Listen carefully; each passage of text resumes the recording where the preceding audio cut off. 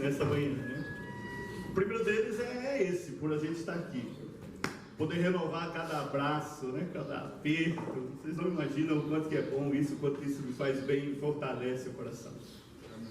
O segundo motivo é por logo chegar, né? Olhar para o templo de adoração ao Senhor e ver que o prédio físico não está estático, né?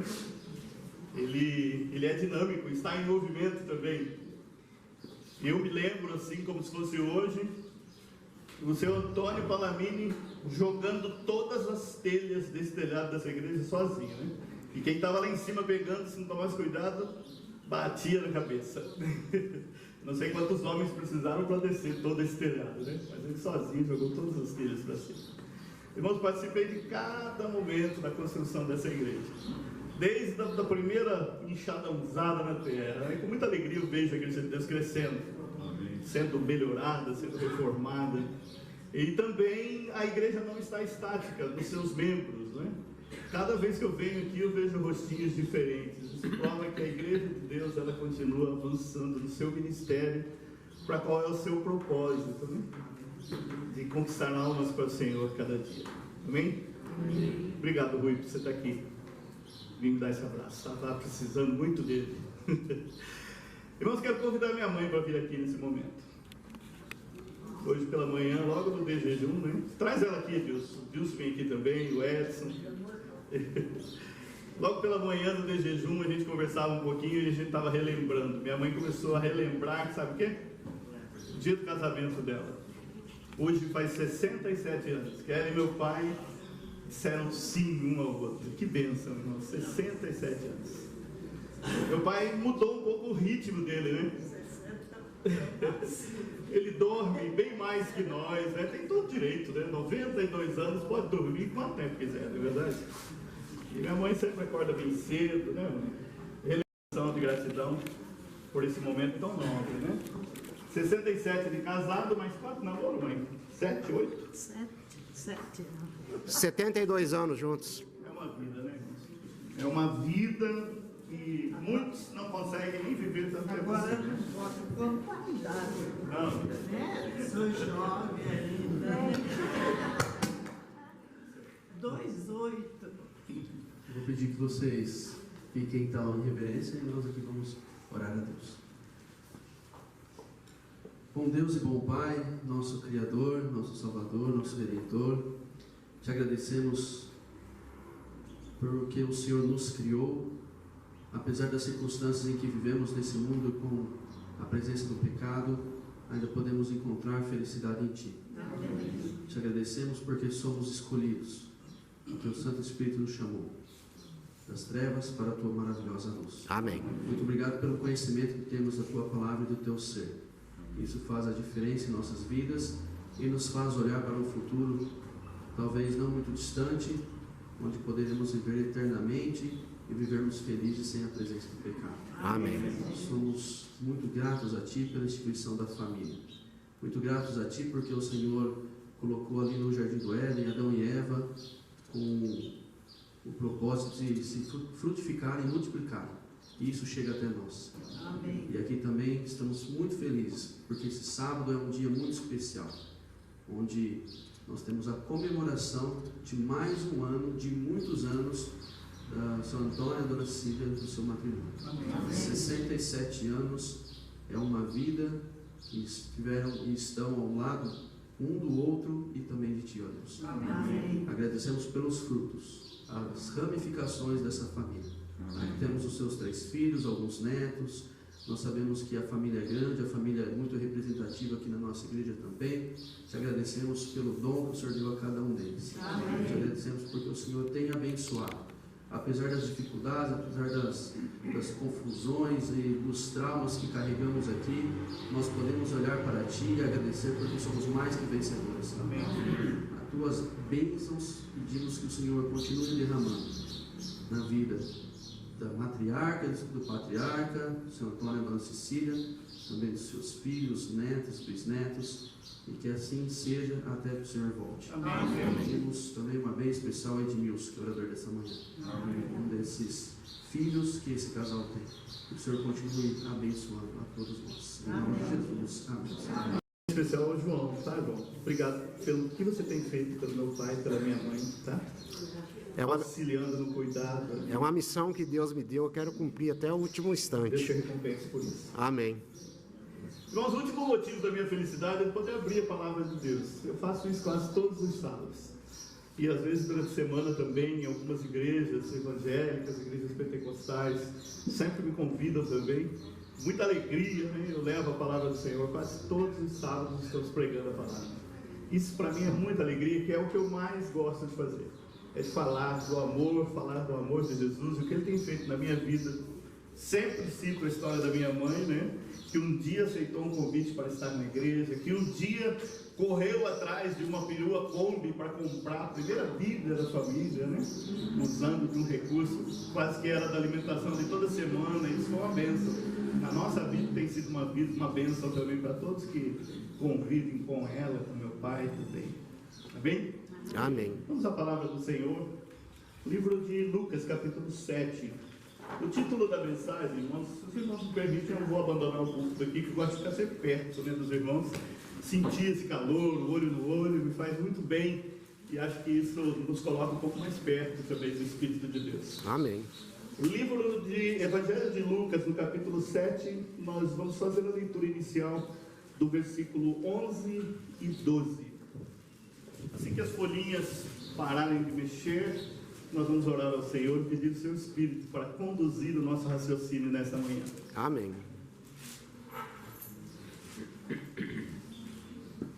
Oremos. Grande e maravilhoso Deus, louvado seja, Senhor, o teu santo nome em todo o universo. Seja louvado e engrandecido aqui nesta cidade. Seja louvado, Senhor, através da nossa vida, no dia a dia, de dedicação e testemunho da tua palavra. Senhor, eu preparei algumas frases, preparei algumas palavras, e neste momento eu te peço que desconstrua, Senhor, tudo que eu preparei. A tua igreja quer ouvir a tua voz.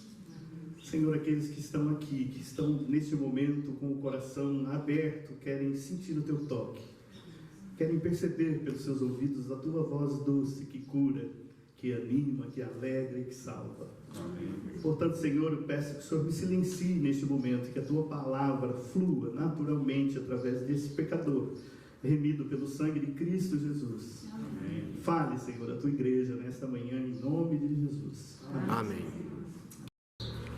Irmãos, a Bíblia relata isso e diz, né, que algumas coisas aconteceram quando Jesus trouxe aquele menino de volta para a vida. E uma das coisas é que algumas pessoas ficaram aterrorizadas. A Bíblia não narra isso, mas você pode presumir, né? Imagine você num velório, todo mundo chorando, a pessoa já morreu há algum tempo, e aí chega alguém ali e traz aquela pessoa para a vida. O que você faria? Ninguém vai ter coragem de assumir aí, não? Todo mundo ficar parado olhando? Muita gente ia correr, Rosa. E quem sabe alguns lá da cidade de Naim estão correndo até hoje.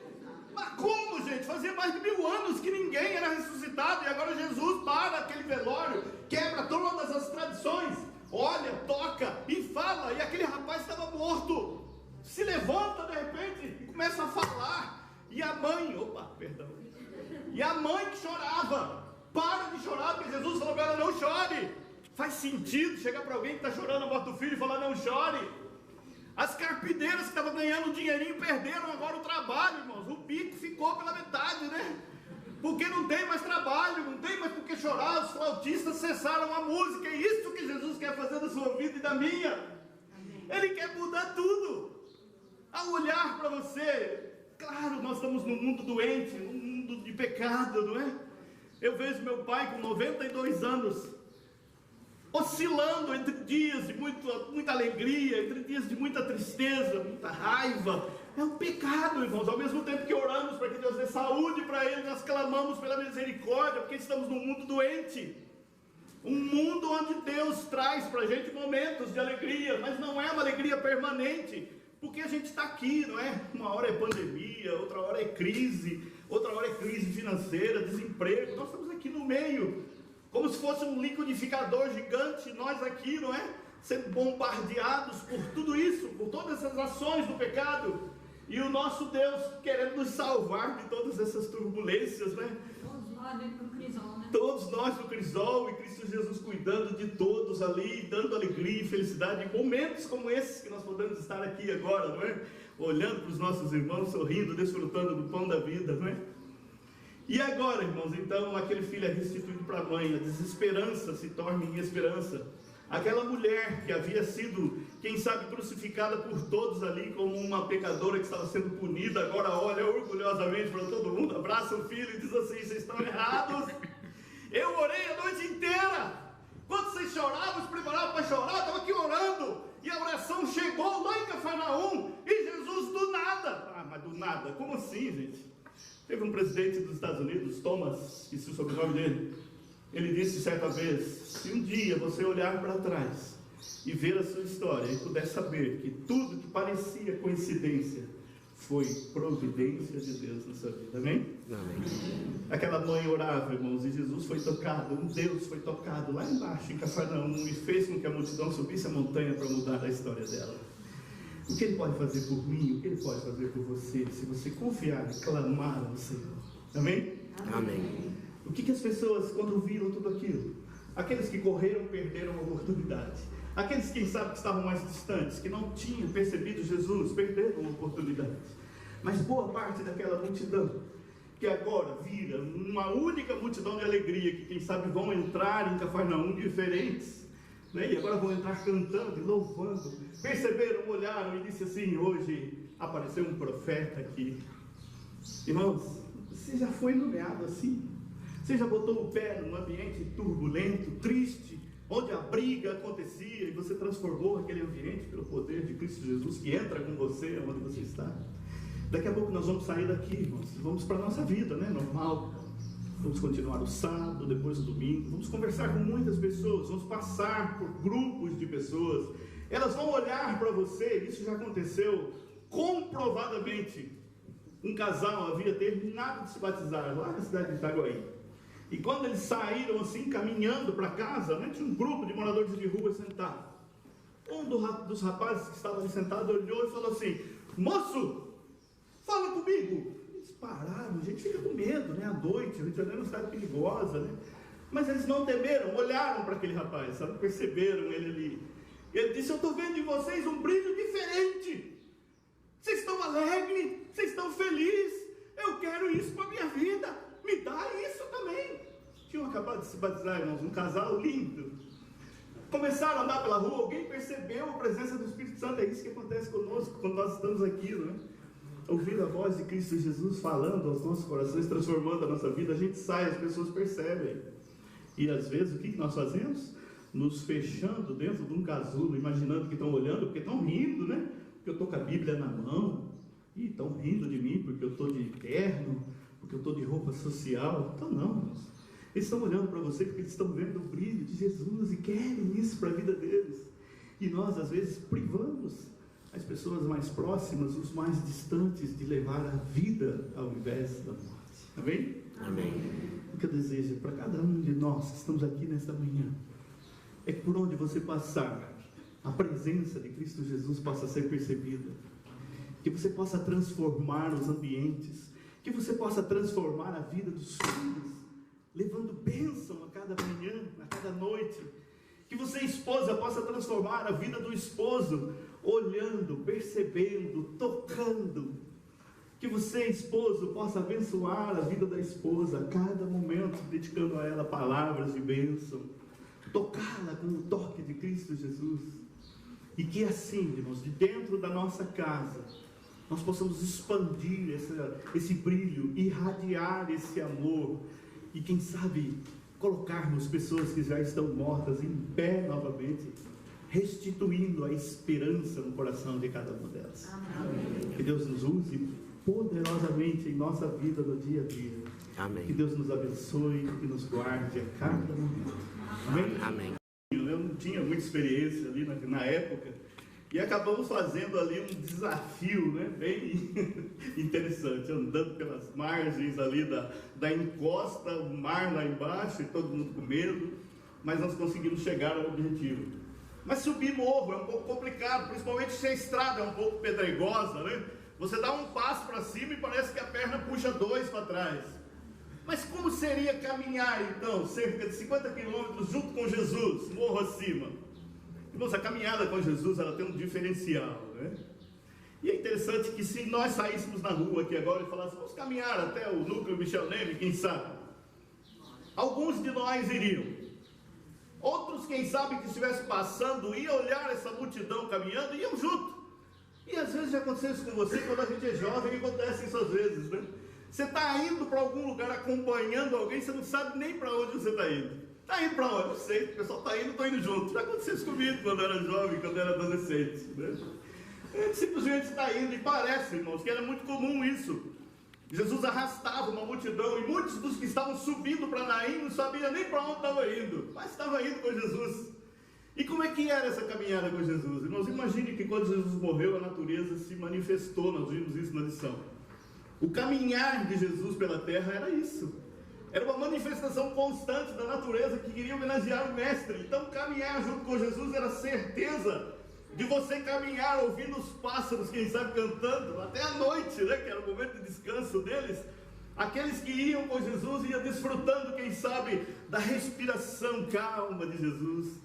Em passo a passo, talvez, algumas palavras. Imagina caminhar ouvindo Jesus calmamente falar, né, despretensiosamente. Então imagina, irmãos, essa caminhada, mesmo sendo uma caminhada... Pode pegar um copinho de água para mim, por favor? Essa caminhada, mesmo que morra acima, era muito prazerosa, porque Jesus estava no comando daquela multidão. Irmãos, pode ser que muitos dos que estavam ali por acaso começaram um relacionamento íntimo com Jesus naquela caminhada. Pode ser que muitos nem notaram que era Jesus que conduzia aquela caminhada. Isso pode acontecer conosco também. Nós podemos estar caminhando junto com Jesus, na mesma multidão, no grupo de pessoas que caminham com a vida, e às vezes, obrigado, e às vezes não desfrutarmos de toda a alegria e benefício que dá essa caminhada com Jesus. Muitos discípulos, não é? Muitos discípulos, além daqueles que foram os mártires, caminharam com Jesus, puderam andar com Jesus, e muitos ficaram pelo caminho, porque não desfrutaram intensamente da presença do Mestre. Deixaram com que a voz de Jesus passasse pelos seus ouvidos, mas não fixasse no seu coração, e ficaram pelo caminho. Então, irmãos, essa multidão alegre, feliz, cantando, desfrutando das bênçãos, sobe a montanha para a cidadezinha de Naim. Qual é o motivo dessa viagem? O que motivava essa viagem? Nós não sabemos, né? Ninguém sabia para onde Jesus estava levando aquele povo e qual era a motivação. Só que na cidade de Naim acontecia uma outra coisa naquele momento. E uma angústia de uma mãe, de uma viúva, quem sabe em oração, em planto, clamava ao Senhor por socorro. E a oração daquela mãe chega lá na cidade de Cafarnaum aos ouvidos do Deus que está ali transformando vidas. E então ele convida para que o grupo que está com ele vá em direção àquela oração daquela mãe desesperada. O nome dela não é citado. É citado apenas uma viúva da cidade de Naim. Irmãos, a situação era muito delicada para alguém que era viúva, que tinha um filho, então estava amparada pelo filho. A tradição da época, né, dizia que se a mãe ficasse viúva, né, perdesse o esposo, o filho deveria amparar, assumir todas as responsabilidades financeiras de manter a mãe. Mas agora essa mãe, a Bíblia narra, perde o único filho e passa a ser agora uma pessoa totalmente vulnerável, seja na parte social, da cultura da época. Muitas viúvas passavam fome, por isso que Jesus sempre manifestava muito carinho e dedicava muita atenção para que os discípulos, para que nós, para que todos olhássemos com carinho para as viúvas. Ela não tinha mais a sustentação financeira. E uma agravante, quando alguém perdia o esposo, quando uma mulher perdia o esposo, vocês veem isso quando Noemi ficou viúva, né? No livro de Ruth, ela atribui isso a um castigo de Deus. Assim era olhado pela sociedade da época. E quando uma senhora ficava viúva, ela estava sendo castigada pelo Senhor. E imagine o olhar, não é, de todos aqueles que olhavam para aquela senhora viúva e olhavam para ela e diziam assim: olha, foi castigada por Deus. E agora o único filho morre também, e as pessoas olham e dizem assim: o pecado dela era grande, hein? Morreu o marido, o filho que podia sustentá-la morre também. Imagina o olhar dessas pessoas. E agora esse cortejo fúnebre está deixando a cidade de Naim. Por que esse cortejo deixa a cidade de Naim? Porque ninguém era sepultado dentro das cidades. Os defuntos ali de cada local precisavam ser conduzidos para fora, então era sepultado fora da cidade. Mas para deixar a situação um pouco mais triste, né, a sociedade sempre cuida de aumentar um pouco a tristeza das pessoas. Como que era a constituição desse cortejo, que agora saía da cidade de Naim, acompanhado de uma mãe, que ia logo atrás do esquife, aquela maca onde era colocado aquele defunto ali, embrulhado, quem sabe num lençol, carregado por algumas pessoas, e logo atrás ia a mãe em prantos, chorando muito. Para deixar a situação mais triste, o que eles faziam? Contratavam um grupo de senhoras que eram conhecidas na época como carpideiras. Sabe qual era a função delas? Chorar. Profissionalmente choradoras, profissionais. Imagina, irmãos, você chora fácil? Tem facilidade de chorar? A minha esposa chora de ver alguém chorando. Se ela olhar para alguém e o olho da pessoa se lacrimejar, ela chora já de imediato. Outros têm mais dificuldades, né? São mais duros, né? São mais firmes. Mas na época era contratada então as choradeiras profissionais, que iam logo atrás da mãe chorando. Versículo 11 e 12. Em dia subsequente, dirigia-se Jesus a uma cidade chamada Naim, e iam com ele os seus discípulos e numerosa multidão. Como se aproximasse da porta da cidade, eis que saía o enterro do filho único de uma viúva, e grande multidão da cidade ia com ela. Irmãos, o texto ele começa, parece muito triste, não é? Ele tem dois momentos, duas multidões distintas. A primeira coisa que nós precisamos definir aqui para começarmos o nosso raciocínio é quantas pessoas compõem uma multidão. Se nós todos saíssemos aqui na rua, será que alguém que visse o nosso desfile que chamaria isso aqui de uma multidão? 100 pessoas, 200 pessoas, 300? Quanto é uma multidão? Incontável.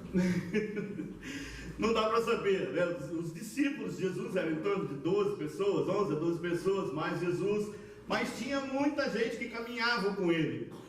A história começa logo depois de um grande acontecimento, né? Uma demonstração de fé muito grande por parte de um centurião.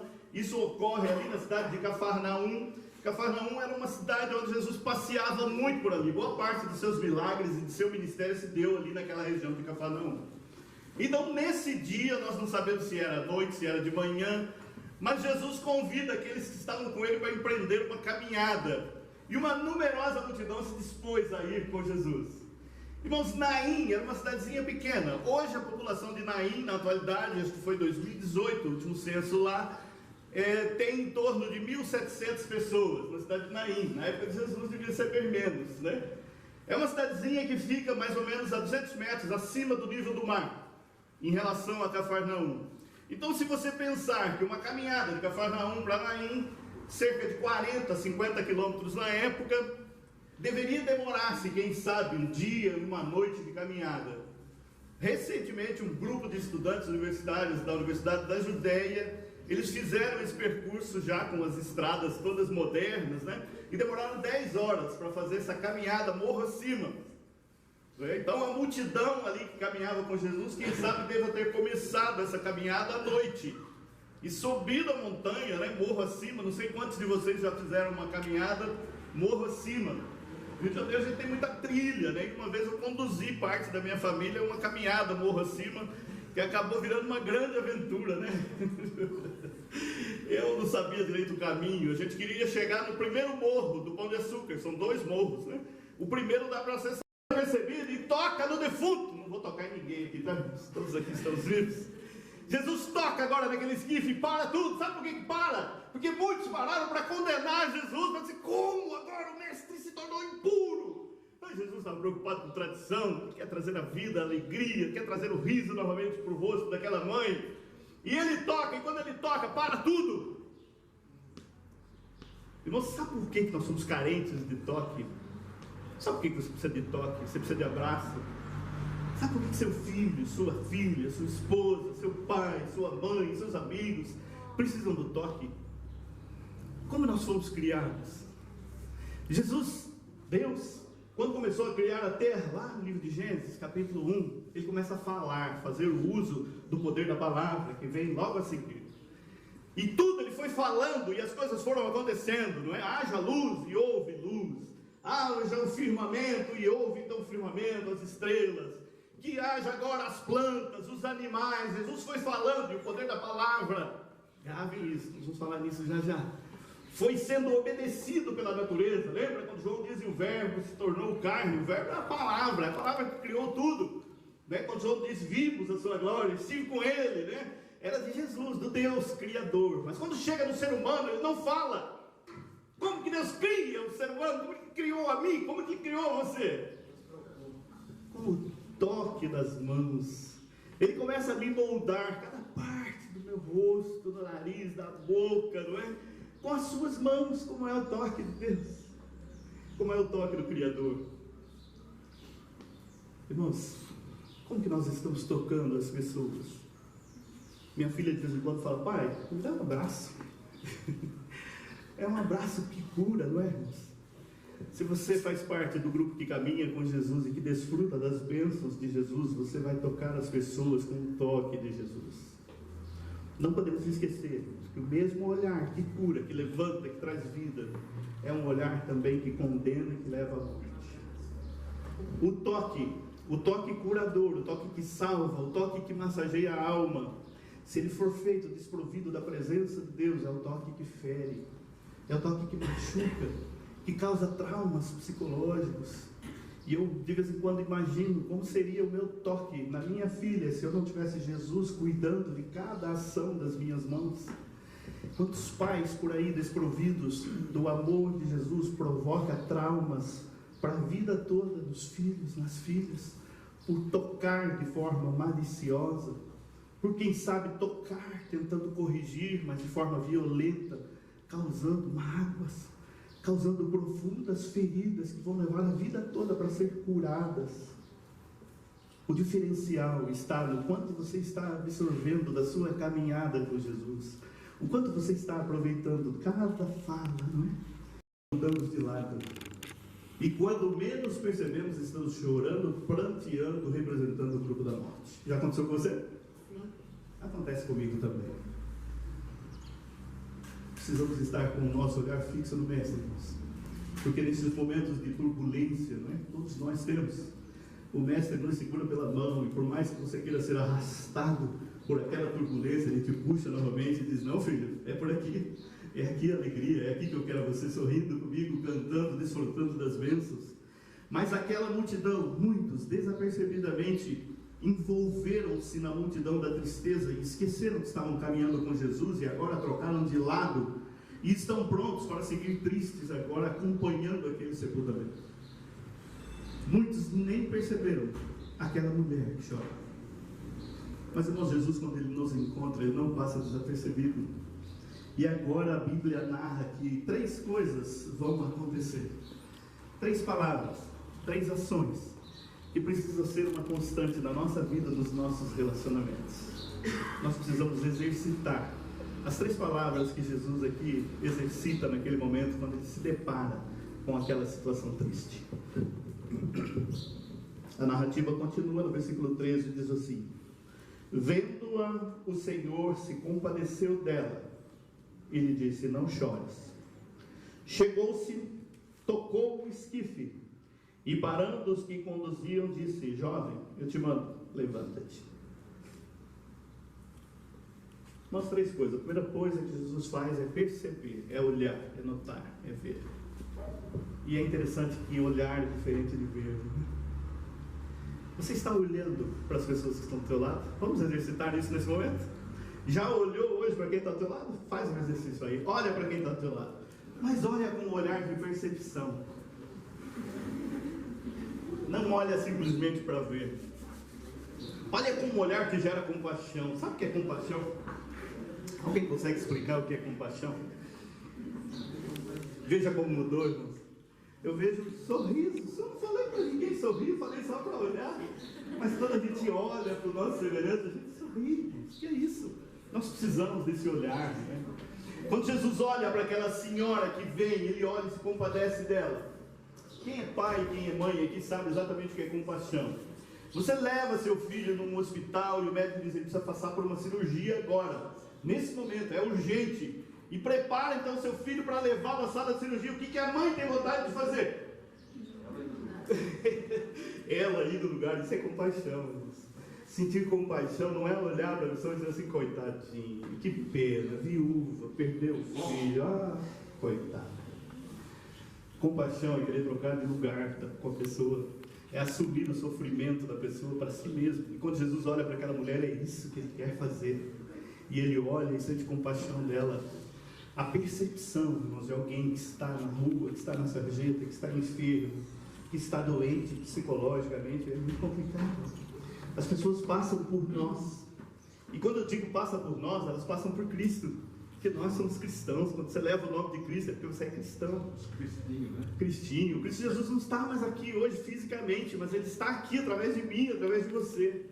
E não para doar alguma coisa, um recurso financeiro, um alimento, mas quem sabe para doar um sorriso. E quem sabe eu privei pessoas hoje de dar um sorriso, de perceber. Um sorriso que cura, não é que enobrece, que traz vida.